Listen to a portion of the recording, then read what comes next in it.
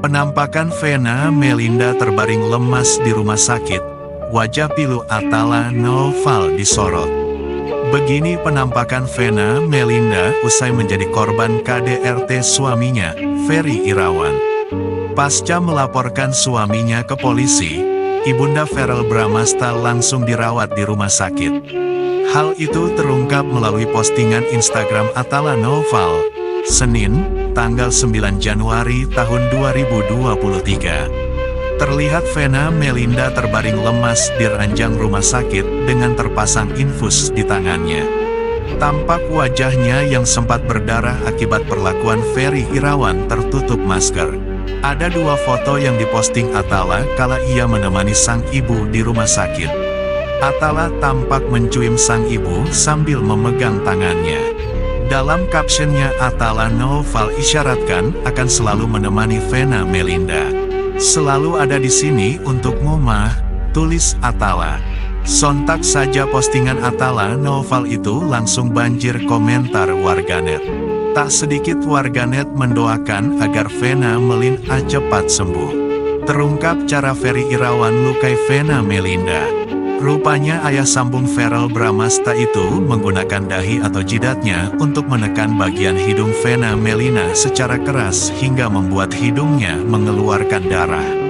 Kejadian itu dilakukan Ferry Irawan saat berada di dalam kamar hotel berlokasi di kota Kediri, Minggu, tanggal 8 Januari tahun 2023. Kronologi kejadian itu diungkap oleh Kasubdit Ifrenakta Ditreskrimum Polda Jatim, AKB Hendra Eko Triyulianto.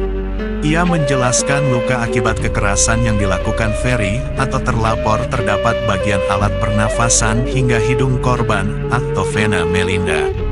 Sebelumnya telah divisum oleh pihak medis dari salah satu rumah sakit yang ditunjuk oleh pihak korban. Hasil keterangan korban, dia ditekan sama kepala terlapor. Jadi menekan hidungnya sampai berdarah. Pakai kepala, ditekan bukan dibenturkan, ungkapnya. Hendra menyebut jika insiden kekerasan itu terjadi di dalam hotel yang disewa keduanya. Namun saat si korban keluar dengan kondisi hidung berdarah, terdapat orang saksi dari pihak hotel yang melihat. Saksi lain saat kejadian, karena TKP di dalam kamar. Tapi saat si korban keluar dari kamar, ada saksi dari pihak hotel, katanya. Hendra menerangkan, dalam kasus tindakan kekerasan pada Minggu, tanggal 8 Januari tahun 2023, Ferry Irawan melakukan tindakan kekerasan bermodus menekan hidung istrinya menggunakan dahunya, sekali. Namun, setelah mendengar keterangan pihak Vena Melinda yang berhasil digali penyidik, ia mengatakan, Ferry Irawan terbilang sering melakukan kekerasan fisik terhadap sang istri. Kalau keterangan korban, si terlapor sering melakukan ancaman kekerasan ke korban. Secara fisik, seringkali, menurut korban, untuk kejadian kemarin, hanya satu kali aja, pungkasnya.